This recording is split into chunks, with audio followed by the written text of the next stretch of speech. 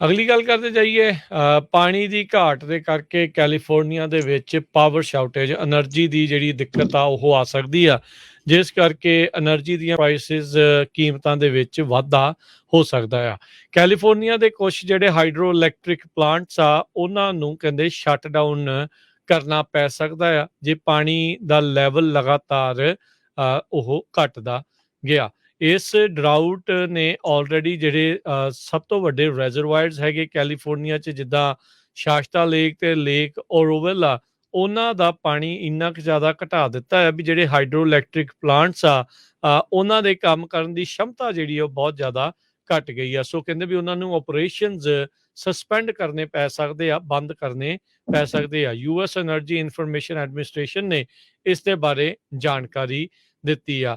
1 ਅਪ੍ਰੈਲ ਨੂੰ ਸ਼ਾਸਤਾ lake reservoir ਉਸ ਦੇ ਵਿੱਚ 48% ਸੀਗਾ ਤੇ ਔਰੋਵਿਲ ਵਾਲਾ ਜਿਹੜਾ ਹੈ ਉਹ 67% ਦੇ ਉੱਤੇ ਸੀਗਾ। ਸੋ ਕਹਿੰਦੇ ਵੀ ਹੁਣ ਮੁੱਖ ਚੁਣੌਤੀਆਂ ਆਉਣ ਵਾਲੇ ਸਮੇਂ 'ਚ ਕੈਲੀਫੋਰਨੀਆ ਦੇ ਰੈਜ਼ੀਡੈਂਟਸ ਦੇ ਲਈ ਇਹ ਰਹਿਣ ਵਾਲੀਆਂ ਆ ਵੀ ਬਲੈਕਆਊਟਸ, એનર્ਜੀ ਤੇ ਵਾਟਰ ਯੂਜ਼ੇਜ ਨੂੰ ਵੈਸੇ ਵੀ ਹੁਣ ਆਪਾਂ ਨੂੰ ਘਟਾਉਣਾ ਪੈ ਸਕਦਾ ਆ। ਮਾਰਚ ਮਹੀਨੇ ਦੇ ਵਿੱਚ ਇੱਕ ਐਵਰੇਜ ਕਸਟਮਰ ਦਾ PG&E ਦੇ ਐਵਰੇਜ ਕਸਟਮਰ ਦਾ ਪ੍ਰਾਈਸ ਮੰਥਲੀ ਪ੍ਰਾਈਸ $196 ਤੇ 95 ਸੈਂਟ ਹੋ ਚੁੱਕਾ ਆ। ਇਹ ਮੰਥਲੀ ਬਿੱਲ ਇਸ ਟਾਈਮ ਹਰ ਇੱਕ PG&E ਦੇ ਕਸਟਮਰ ਨੂੰ ਐਵਰੇਜ ਤੌਰ ਦੇ ਉੱਤੇ ਦੇਣਾ ਪੈ ਰਿਹਾ ਹੈਗਾ ਆ। ਉਧਰ ਕਹਿੰਦੇ ਵੀ ਇਹ ਜਿਹੜਾ ਰੈਜ਼ੀਡੈਂਸ਼ੀਅਲ ਇਲੈਕਟ੍ਰਿਕ ਤੇ ਗੈਸ ਸਰਵਿਸ ਆ ਉਹ ਪਿਛਲੇ ਸਾਲ ਦੇ ਮੁਕਾਬਲੇ ਉਸੇ ਹੀ ਕਸਟਮਰ ਨੂੰ 14% ਵੱਧ ਦੇਣਾ ਪੈ ਰਿਹਾ ਹੈਗਾ ਆ। ਸੋ PG&E ਆਲਰੇਡੀ ਸੂਬੇ ਦੇ ਵਿੱਚ ਪ੍ਰਾਈਸਾਂ ਨੂੰ ਹੋਰ ਵਧਾਉਣ ਦੇ ਲਈ ਕੋਸ਼ਿਸ਼ਾਂ ਦੇ ਵਿੱਚ ਲੱਗੀ ਹੈਗੀ ਆ। ਰੈਗੂਲੇਟਰੀ ਅਥਾਰਟੀ ਨੂੰ ਉਹਨਾਂ ਨੇ ਆਪਣੀਆਂ ਫਾਈਲਿੰਗਸ ਦੇ ਵਿੱਚ ਇਹਨਾਂ ਕੀਮਤਾਂ ਨੂੰ ਵਧਾਉਣ ਦਾ ਜ਼ਿਕਰ ਕੀਤਾ ਹੈਗਾ ਆ। ਸੋ ਹੁਣ Harjot Singh ji, hydro electric plant ਜੇ ਪੂਰੀ ਤਰ੍ਹਾਂ ਨਹੀਂ ਚੱਲਣਗੇ, ਬਿਜਲੀ ਦੀ ਲੋੜ ਵੱਧ ਰਹੀ ਗਰਮੀ ਦੇ ਵਿੱਚ ਓਬਵੀਅਸਲੀ ਉੱਦਾਂ ਹੀ ਜ਼ਿਆਦਾ ਹੁੰਦੀ ਆ, ਪ੍ਰਾਈਸਾਂ ਜਿਹੜੀਆਂ ਉਹ ਤਾਂ ਨੂੰ ਜਾਣਗੀਆਂ ਤਾਂ ਲੋਕਾਂ ਦਾ ਬੁਰਾ ਹਾਲ ਇਹ ਹੋ ਸਕਦਾ ਆ। ਸੋ ਹੁਣ ਦੇਖੋ ਕੀ ਬਣੂਗਾ, ਕਿਵੇਂ ਜਿਹੜੀ ਆ ਇਹ ਬਿਜਲੀ ਦੀ એનર્ਜੀ ਦੀ ਲੋੜ ਆ ਉਸ ਨੂੰ ਕੈਲੀਫੋਰਨੀਆ ਪੂਰਾ ਕਰ ਸਕੇਗਾ।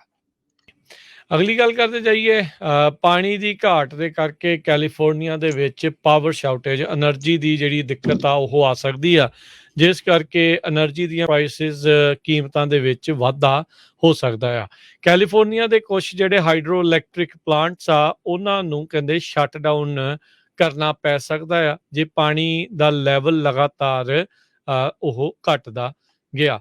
ਇਸ ਡਰਾਊਟ ਨੇ ਆਲਰੇਡੀ ਜਿਹੜੇ ਸਭ ਤੋਂ ਵੱਡੇ ਰੈਜ਼ਰਵਾਇਰਸ ਹੈਗੇ ਕੈਲੀਫੋਰਨੀਆ 'ਚ ਜਿੱਦਾਂ ਸ਼ਾਸਤਾ ਲੇਕ ਤੇ ਲੇਕ ਓਰੋਵਿਲ ਆ ਉਹਨਾਂ ਦਾ ਪਾਣੀ ਇੰਨਾ ਕੁ ਜ਼ਿਆਦਾ ਘਟਾ ਦਿੱਤਾ ਹੈ ਵੀ ਜਿਹੜੇ ਹਾਈਡਰੋ ਇਲੈਕਟ੍ਰਿਕ ਪਲਾਂਟਸ ਆ ਉਹਨਾਂ ਦੇ ਕੰਮ ਕਰਨ ਦੀ ਸ਼ਮਤਾ ਜਿਹੜੀ ਉਹ ਬਹੁਤ ਜ਼ਿਆਦਾ ਘਟ ਗਈ ਆ। ਸੋ ਕਹਿੰਦੇ ਵੀ ਉਹਨਾਂ ਨੂੰ ਆਪਰੇਸ਼ਨਸ ਸਸਪੈਂਡ ਕਰਨੇ ਪੈ ਸਕਦੇ ਆ, ਬੰਦ ਕਰਨੇ ਪੈ ਸਕਦੇ ਆ। ਯੂਐਸ એનર્ਜੀ ਇਨਫੋਰਮੇਸ਼ਨ ਐਡਮਿਨਿਸਟ੍ਰੇਸ਼ਨ ਨੇ ਇਸ ਦੇ ਬਾਰੇ ਜਾਣਕਾਰੀ ਦਿੱਤੀ ਆ।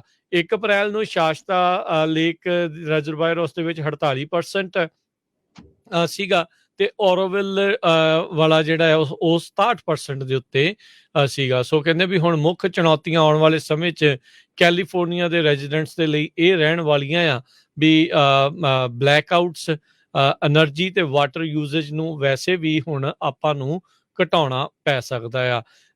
ਮਾਰਚ ਮਹੀਨੇ ਦੇ ਵਿੱਚ ਇੱਕ ਐਵਰੇਜ ਕਸਟਮਰ ਦਾ PG&E ਦੇ ਐਵਰੇਜ ਕਸਟਮਰ ਦਾ ਪ੍ਰਾਈਸ ਮੰਥਲੀ ਪ੍ਰਾਈਸ $196 ਤੇ 95 ਸੈਂਟ ਹੋ ਚੁੱਕਾ ਆ।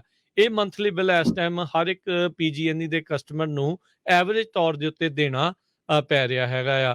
ਉਧਰ ਕਹਿੰਦੇ ਵੀ ਇਹ ਜਿਹੜਾ ਰੈਜ਼ੀਡੈਂਸ਼ੀਅਲ ਇਲੈਕਟ੍ਰਿਕ ਤੇ ਗੈਸ ਸਰਵਿਸ ਆ ਉਹ ਪਿਛਲੇ ਸਾਲ ਦੇ ਮੁਕਾਬਲੇ ਉਸੇ ਹੀ ਕਸਟਮਰ ਨੂੰ 14% ਵੱਧ ਦੇਣਾ ਪੈ ਰਿਹਾ ਹੈਗਾ ਆ। ਸੋ PG&E ਆਲਰੇਡੀ ਸੂਬੇ ਦੇ ਵਿੱਚ ਪ੍ਰਾਈਸਾਂ ਨੂੰ ਹੋਰ ਵਧਾਉਣ ਦੇ ਲਈ ਕੋਸ਼ਿਸ਼ਾਂ ਦੇ ਵਿੱਚ ਲੱਗੀ ਹੈਗੀ ਆ।